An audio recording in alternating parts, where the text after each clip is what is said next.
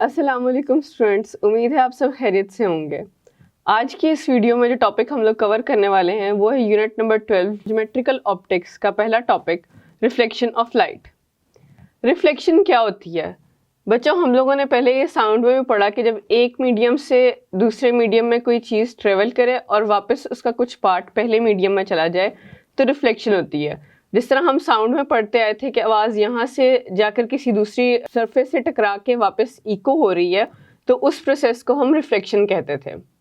अब बात करते हैं कि लाइट में रिफ्लेक्शन किस तरह से बनता है। When light traveling on certain medium falls on the surface of another medium, a part of it turns into same medium।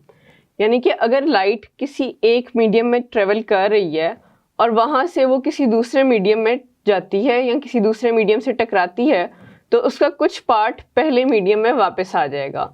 इस फिनोमिना को कहते हैं रिफ्लेक्शन ऑफ लाइट। जैसे यहाँ पे एक डायग्राम बनी हुई है।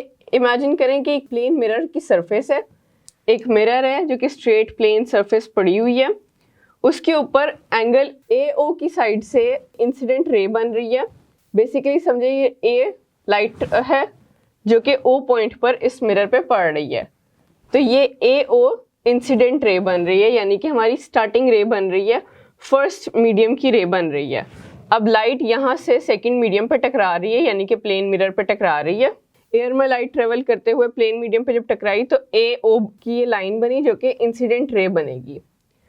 अब जब ये O पॉइंट पे टकराई है तो यहाँ से कुछ पार्ट इसका रिफ्लेक्ट बैक कर गया है एयर में, O से B तक का, तो ये बन जाएगी रिफ्लेक्टेड रे। यानी कि एक लाइट एयर में ट्रेवल करते हुए एक मीडियम से टकराई प्लेन मिरर के और वापस उसका कुछ पार्ट दोबारा से एयर में चला गया, तो ये AOB बेसिकली इंसिडेंट रे और रिफ्लेक्टेड रे बनाएंगे। अब इसमें क्या चीज़ें हैं? एक होता है नॉर्मल। नॉर्मल कौन सा पॉइंट होता है बच्चों? जिस पॉइंट पे O लाई कर रहा हो हमारा, यानी कि ऐसा मिडिल पॉइंट जहाँ पर हमारी फर्स्ट मीडियम से सेकेंड मीडियम में चीज़ टकराए और फिर उसी पॉइंट से वापस पहले मीडियम में चली जाए। ये O बेसिकली हमारा नॉर्मल है, क्योंकि यहाँ पर फर्स्ट मीडियम से एयर से लाइट आ रही है, A के थ्रू A रे को रिप्रेजेंट करते हुए O पे टकरा रही है और इस O पॉइंट से ही वो वापस रिफ्लेक्ट बैक कर रही है B में। तो बेसिकली ये O का पॉइंट हमारा नॉर्मल कहलाएगा, यानी कि वो पॉइंट जहाँ पर दोनों तरफ से इंसिडेंट रे और रिफ्लेक्टेड रे मिल रहे हैं। अब ये नॉर्मल बन गया, इधर से ये इंसिडेंट रे बन गई है, तो क्या ये एक एंगल बन गया हमारे पास कुछ इस तरह का AON। इस एंगल को हम कहेंगे इंसिडेंस, एंगल ऑफ इंसिडेंस। यानी कि इंसिडेंट रे से जो एंगल बनाया जाएगा, नॉर्मल इंसिडेंट रे और हमारी प्लेन सरफेस पे जो एंगल बनेगा ये कहलाएगा एंगल ऑफ इंसिडेंस। अब दूसरा एंगल हमारे पास कौन सा बन रहा है? नॉर्मल O और रिफ्लेक्टेड रे यानी कि B का एंगल, NOB का एंगल, ये कहलाएगा एंगल ऑफ रिफ्लेक्शन। यानी कि एक एंगल हमारे पास यहाँ पे बेसिकली हमारे पास दो एंगल्स बन गए हैं। पहला एंगल हमारे पास एंगल ऑफ इंसिडेंस है जो कि इंसिडेंट रे और नॉर्मल के टकराने से बन रहा है। देन सेकंड एंगल हमारे पास जो बन रहा है वो हमारे पास नॉर्मल से रिफ्लेक्टेड रे तक का एंगल बन रहा है, जिसको हम कहेंगे angle of reflection. Light along AO reflects along path OB, यानी कि AO से जो लाइट आ रही है वो OB के पाथ पे रिफ्लेक्ट करेगी।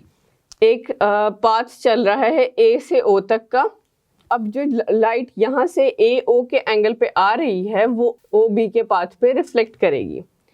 AO हमारा इंसिडेंट रे बनाएगा एंड OB हमारी रिफ्लेक्टेड रे बनाएगा। इसी तरह से एंगल AON इंसिडेंस एंगल और एंगल NOB रिफ्लेक्टेड एंगल बनेंगे। बेसिकली ये फिनोमेना होता है रिफ्लेक्शन ऑफ लाइट का, यानी कि लाइट अगर एक पॉइंट से एयर में ट्रेवल करते हुए किसी दूसरे मीडियम पर टकरा रही है और उसका कुछ पार्ट ऑपोजिट डायरेक्शन में निकल रहा है, मीनवाइल उनकी नॉर्मल दोनों की सेम होगी, O पॉइंट दोनों का सेम होगा, तो इस पूरे प्रोसेस को, इस पूरे फिनोमेना को हम रिफ्लेक्शन ऑफ लाइट कहेंगे। अब रिफ्लेक्शन ऑफ लाइट में बच्चों दो लॉज होते हैं जो कि ज़रूरी होते हैं। अगर किसी भी एंगल में ये दो लॉज बन रहे हैं दैट मीन्स वहाँ पे लाइट की रिफ्लेक्शन बन रही है, रिफ्लेक्शन ऑफ लाइट फुलफिल हो रही है। अब वो क्या लॉज हैं? The incident ray, the normal and reflected ray at the point of incidence all lie in same plane, यानी कि इंसिडेंट रे, नॉर्मल और रिफ्लेक्टेड रे, ये तीनों चीज़ें इंसिडेंस के पॉइंट पर यानी कि इस पॉइंट पर सेम पॉइंट पे आके लाई कर रही हैं। इंसिडेंस में ये तीनों चीज़ें सेम पॉइंट पे आके लाई कर रही हैं, यानी कि पॉइंट ओ पे लाई कर रही हैं। तो ये हो गया पहला लॉ ऑफ रिफ्लेक्शन। दूसरा है the angle of incidence is equal to angle of reflection, that means i is equals to r. इसको डायग्राम में देखते हैं कि एंगल ऑफ इंसिडेंस आई, जितना एंगल ऑफ इंसिडेंस बन रहा है उतना ही एंगल ऑफ रिफ्लेक्शन बने, यानी कि दोनों एंगल्स इक्वल हों। किस तरह से कि जिस एंगल पे यहाँ पर लाइट आ रही है उतने ही एंगल पे जाकर अगर रिफ्लेक्शन बन रही है, बेसिकली ये अगर एक वी की शेप प्रॉपरली बन रही है, इक्वली वी की शेप बन रही है, तो दैट मीन्स कि हमारा दूसरा लॉ भी फुलफिल हो रहा है। आगे बच्चों, रिफ्लेक्शन की दो टाइप्स होती हैं, पहली रेगुलर रिफ्लेक्शन और दूसरी इरेगुलर रिफ्लेक्शन। इन दोनों में डिफरेंस क्या है? Regular reflection basically smooth surfaces पे बनता है। दुनिया में बहुत कम ऐसी सरफेसेस हैं जो कि स्मूथ हैं, क्योंकि जब आप माइक्रोस्कोप के अंडर देखते हो तो आपको बज़ाहिर ह्यूमन आई से नज़र आने वाली स्मूथ सरफेस में भी कुछ छोटे छोटे से पोर्स होंगे, कुछ छोटे छोटे से ऐसे गैप्स होंगे जो कि उसको इरेगुलर ही बनाएंगे।